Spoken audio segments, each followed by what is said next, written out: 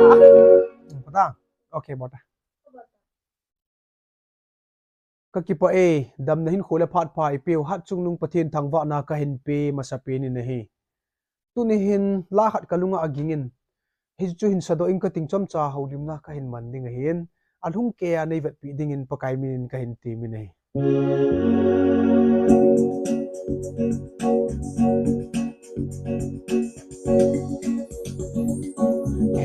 Man langai khat ana sa theileng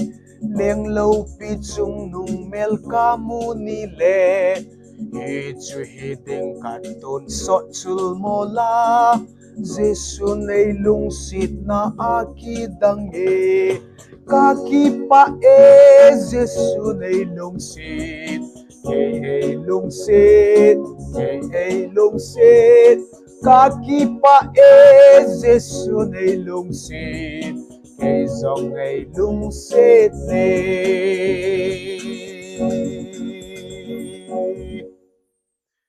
Chilahe kalunga aging zingin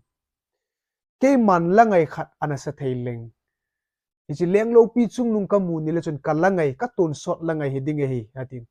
pagay na lungsit na akihet chit pa din langay khat nei ding chu atubi nahi hin kho hi thu sim sim hi win hi chi thu sim chu kala hi tin la sim pan ana sei nahi hiti gol chun hin khwa thu sim sim na ho hi krista to subat hil tin hileu han krista to hin kho chu hong kimat ting chu le langai ta pot dingai hi ju tun sot la hi dinga la sim pa hin adeya asima hin chi kalunga to kha ma ma ja chu e kain se hin allah verse chu lila ma hin chiwa liham lia hin ya kala do chu ke man langai khat ana sa theileng ati hena e chun hi chila sem pa hin langai ta khat neya leng lo pi chung ta chun kimu to hi chila cha tun sot la hi ding ina dei na hi e chun nain kho tu sim hi tabangam krista to na su ben hitam krista to nain kho chu kimen hitam pin tha na ne hitam a khu ti lo le na nga he langai ta ki ti chu hi thailo ding ai e ti chu na la chu na tu sima ko na hung po do la chu huin sunga sa thei lo ding inai e chun pin tha na nei lo ho ding in hi chi langai chu nei do go te e chi chu kitil kho na chom cha ka se hin tin tun kimin laphal in sap pin tin ololin chi hi ngaidam kan thumin kan bai hat man pun kalunga ino tun tun zia kan bol hin chulema youtube ma khang lut na lo yang sot thim tan ya ji chila hi kalunga ai ho pi khat le no ha ma sanga hin sa do ni ti kan tu ba hin talonin kimin laphal in 17 kin he wa choi la hi hin saleng ka ti he ala pa na si bide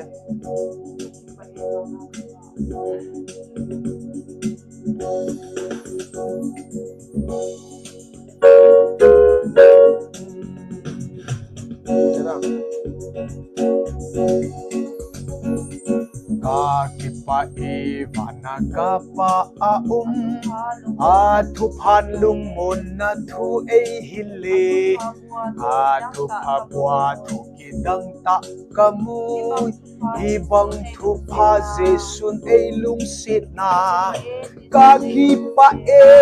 jesun ei lung sit ei lung sit ei lung sit Kakipa Jesu nei lung sit kay zong ei lung sit ne kay man ama sumilin lambaying mang ta zong leng aman ei lung sit ne aman ei lung sit kin ka gel do ting kalut kit si tay ama khut sunga Kakipa Jesu nei lung sit ei lung sit ei lung sit Kakipa Jesu nei lung sit kay zong ei lung sit ne kay man lang ngay khat ana sa theileng leng lâu pi chung nung mel ka mu ni le Jesu hiding kanon sot chul mola Jesu nei lung sit na aki dang e kakipa Jesu nei lung sit kay ei lung sit kay ay lungsit kakipa Jesu ay lungsit kay zong ay lungsit ni Kitsinta anong mga kahitay Jesu ta sananong sa kahitay Kalong agon sa tan azam zitay Jesu nay lungsit kay man kasayting kakipa Jesu nay lungsit kay ay lungsit kay ay lungsit kakipa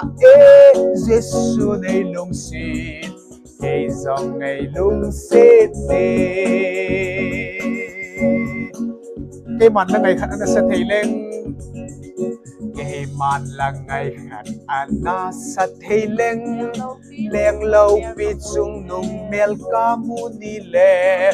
Jesu hiding katon sochul mola Jesu nay lungsit na akidangip kakipa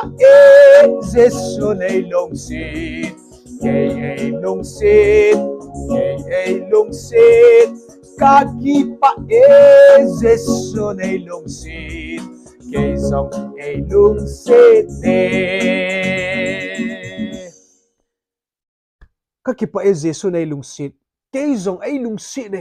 atihi kangay tule kakipa kay zong ay lungsit hi na alopi dan patinin kay tabong zong ay lungsit hi lopi hi ichi thilki dang hi kakipa na ba choi lai sa do ho athunei pan pathin phathei eibu pi vintin chule angaya behozo sin chung chi wa ki pa thu kain sei hi tal hanin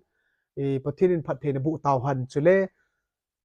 dam selai ki mutu ka lai sevin na bon chawin suntin chibai zantin mangpha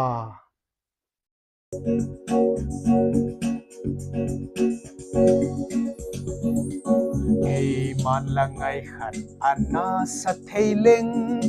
leng lâu pi chung nung mel kamunile Jesu hiding katon sochul mola Jesu nay lungsit na akidangi kakipa Jesu nay lungsit kay ay lungsit kay ay lungsit kakipa Jesu nay lungsit kay zong ay lungsit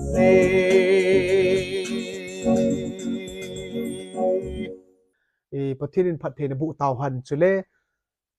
dam selai ki mutu ka lai sevin na bon chawin suntin chibai zantin mangpha